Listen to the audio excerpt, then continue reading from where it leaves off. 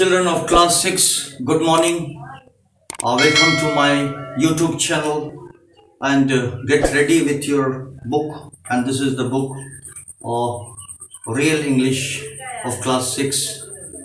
And today we are going to the third chapter of Wise Lesson. You can see the book in my hand and the chapter. And if you are new in my channel, first of all, you subscribe my channel. Don't skip the video. Watch the full video so that you can understand the story. And it is a very interesting story. I'll read the story as well as I will translate it in Hindi so that you can understand well. So let's start. Folktales are stories which are passed down from one generation to another by word of mouth. Folktales उसे कही जाती है वो तमाम कहानियाँ हैं जो तमाम कहानियाँ एक पुष्ट से दूसरे पुष्ट तक चलती रहती है। इंसान एक दूसरे को कहते रहते हैं और उस कहानी में काफ़ी माने होते हैं और उससे बहुत कुछ सीखने को मिलते हैं। उसे जो है folktales कही जाती है। Through these tales the ethics of the culture and are taught. Through these tales the ethic of the culture are taught to the young and the old. और इस टेल्स में इतनी सारी खूबियां हैं कि हमारे समाज में जो नौजवान बच्चे हैं या बूढ़े हैं वो बहुत कुछ चीज़ सीखते हैं ये फॉकटेल से। दिस इज़ ए जेविश फॉकटेल और ये जो है एक यहूदी का फॉकटेल है और बहुत ही मज़ेदार है।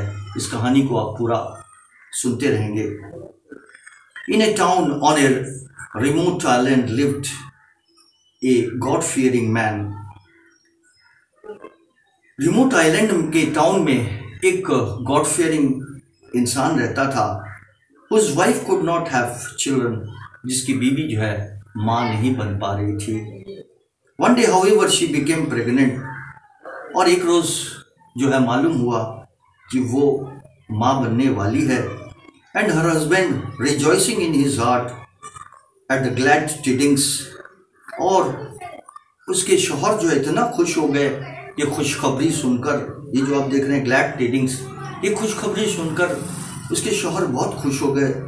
Said you will give birth to a son who will be the comfort of our souls and the delight of our hearts. और तुम जो है एक बेटा जन्म दोगे और वो हम लोगों का ज़िंदगी का सबसे कंफर्ट लाने वाला होगा। हम लोग की ज़िंदगी बड़ा खुशहाली से गुजरेगी। I will educate him and bring him up well and shall inherit my good name and increase my renown. और मैं उसे खूब पढ़ाऊँगा और एक अच्छा इंसान बनाऊँगा और वो बहुत नाम करेगा, उससे मेरा भी नाम होगा। Thus spoke the happy potential father. ये जो potential father जो पिता बनने वाले थे उन्होंने कहा खुशी से। But his wife replied, लेकिन उनकी बीवी बोली, यू स्पीक फुलिश वर्ड्स। देखिए आप जो है बेवकूफ़ की तरह बात करते हैं। For the future is unknown to you. देखिए भविष्य काल यानी कि क्या होने वाला है हमें नहीं मालूम। Do you know that my child birth is going to go well. क्या आप जानते हैं कि बच्चा जो होगा वो सही तरह होगा। That I shall give birth to a son and not to a daughter. क्या आप जानते हैं कि हम जो है बेटा ही हमें होगी, बेटी नहीं होगी। ऐसा कोई ज़रूरी नहीं है, बेटा होगा या बेटी होगी ये कोई नहीं बोल सकता। That the child is going to live long. बच्चा जो है लंबा जिंदगी उसे मिलेगी नहीं मिलेगी। And that it is going to be robust and healthy.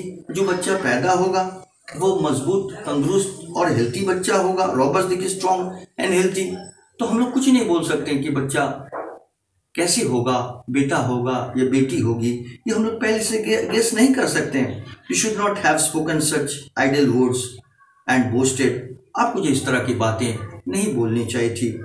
But left everything to God. देखिए सब चीज़ ईश्वर के ऊपर है, भगवान के ऊपर है। Who controls our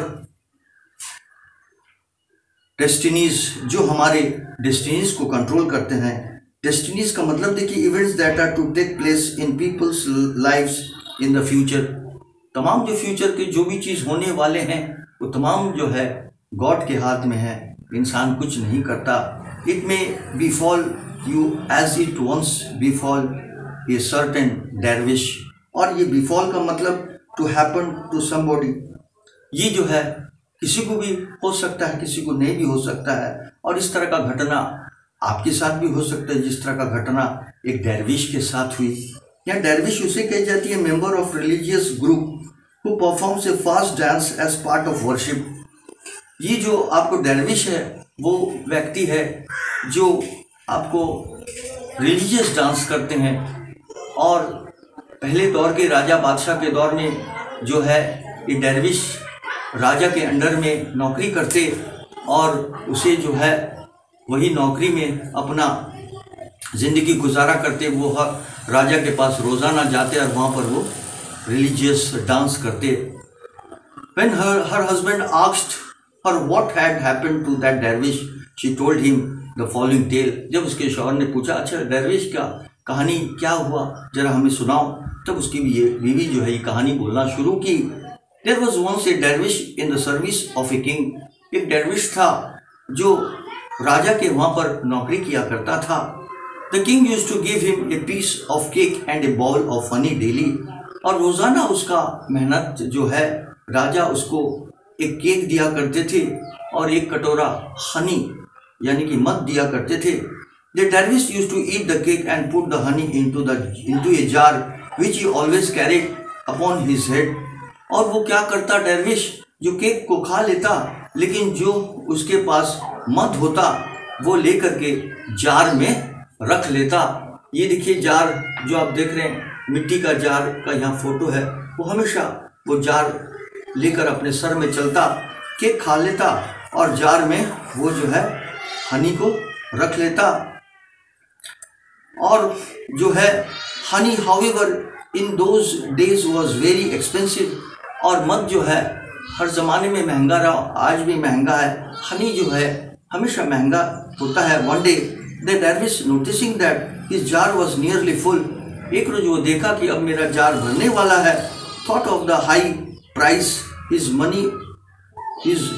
honey would fetch him in the market. और उसने सोचा कि अगर मैं इसको बाजार में बेचूंगा तो हमें बहुत ऊंचा पैसे मिलेगा। I am going to sell my honey for a piece of gold and buy 10 sheep. और उसने कहा कि मैं इस हनी को बेच दूंगा तो मुझे जो है एक पीस गोल्ड मिलेगी और उस गोल्ड से मैं 10 शिप खरीदूंगा। All of which is going to give birth to lambs. और उस शिप से जो है तमाम बच्चे पैदा होंगे। So that in the course of 1 year I am going to have 20 ship. और एक साल में मुझे ये जो है 20 शिप का मैं मालिक बन जाऊंगा। Then for sure their number will steadily increase. और ये बात पक्की है कि हर साल जो है इसका गिनती बढ़ता जाएगा। And in 4 years I shall be the owner of 400 ship. और 4 साल में मेरे पास 400 शिप का मालिक मैं बन जाऊंगा। I shall then buy a cow and an ox and acquire a piece of land. उसके बाद मैं एक गाय खरीद लूँगा और एक बैल खरीद लूँगा और एक छोटा सा ज़मीन खरीद लूँगा। My cow will give birth to calves. और मेरे पास जो गाय होगी उससे जो है बच्चे होते जाएंगे। The ox will be useful to me in ploughing my land. और जो मेरे पास बैल है उस बैल से मैं अपना खेती करूँगा। Well the cows will provide me with milk. और जो है गाय जो है हमें दूध देगी। In 5 years time the number of my cattle will have increased considerably. और 5 साल के जब मैं 5 साल पर हिसाब जोड़ूंगा तो मेरे पास बहुत सारे जानवर हो जाएंगे। And I shall be the possessor of great wealth. और उस वक्त जो है मैं काफ़ी दौलत का मालिक बन जाऊंगा। I shall then build a magnificent house. उसके बाद मैं बड़ा खूबसूरत जो है डिज़ाइन वाला घर बनाऊंगा। Acquire slaves and maid servants and marry a beautiful women of noble descent. और उसके बाद जो है मैं नौकर चाकर रखूँगा, नौकरानी रखूँगा और उसके बाद मैं खूबसूरत और अच्छी लड़की से शादी करूँगा। और डिसेंट यानी कि अच्छा फैमिली परिवार से मैं शादी करूँगा। She will bear me a son. उससे मुझे एक बेटा होगा। A robust and beautiful child. और वो बच्चा मजबूत और तंदुरुस्त बच्चा पैदा होगा। A lucky star will shine at the moment of his birth, और उसके पैदा होने पर मेरा किस्मत और खुल जाएगी। And he will be happy and blessed, वो खुश रहेगा और उसे जो है दुआएं आशीर्वाद हम लोग देते रहेंगे। And bring honour to my name after my death, और मेरे मरने के बाद जो है वो मेरा भी नाम करेगा और मुझे भी इज्जत करेगा। Should he however refuse to obey me, क्या वो मुझे कभी इनकार करेगा? I will beat him with this stick, और मैं उसे डंडा लेकर मारूंगा।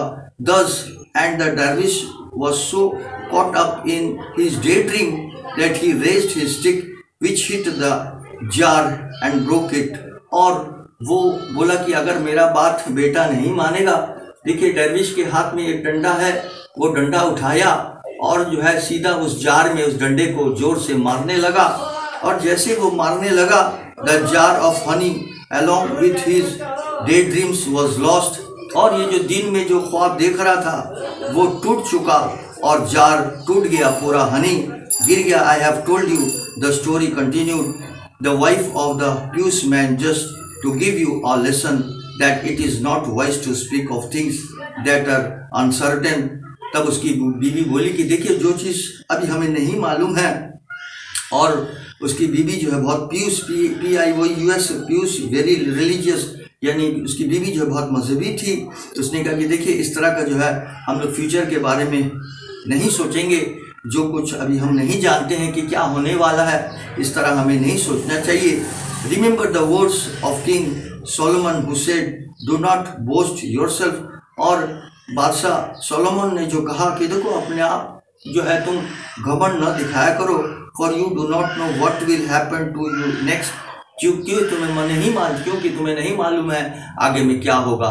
तो बच्चों फ्यूचर के बारे में हम कभी भी गेस नहीं कर सकते हैं कि फ्यूचर में क्या होने वाला है, क्योंकि फ्यूचर का हर चीज़ जो है वो गॉड के हाथ में होती है, और हम लोग तो एक इंसान हैं, और इंसान जो है ये नहीं सोच सकता कि वो कैलकुलेट नहीं कर सकता कि जस्ट आफ्टर 5 मिनट्स क्या होगा या जस्ट आफ्टर 1 मिनट क्या होगा, वो नहीं बोल सकता। इसलिए कि जो भी फ्यूचर की भविष्यकाल की बातें हैं वो जो है अल्लाह के हाथ में है, वो ईश्वर के हाथ में है, वो भगवान के हाथ में है।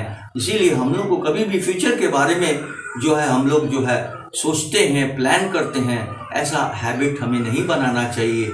बस इतना है कि हमें हमेशा अल्लाह का शुक्र अदा करना चाहिए, भगवान को शुक्रिया अदा करने के चाहिए, ईश्वर को शुक्रिया अदा करना चाहिए कि जो प्रेजेंट हालत में हम जैसे भी हैं जो हम बहुत अच्छे हैं। तो thank you for watching this video. अगर आप हमारे चैनल में नए हैं तो सबसे पहले सब्सक्राइब कर देंगे और इस वीडियो को लाइक कर देंगे और अपने दोस्तों में शेयर करेंगे। आप अपने दोस्तों में जो शेयर करेंगे that means you are sharing your knowledge to your friends, और जो है आप इसका बेल नोटिफिकेशन ऑन कर देंगे ताकि आपको न्यू वीडियोस का नोटिफिकेशन मिलता रहे। Thank you.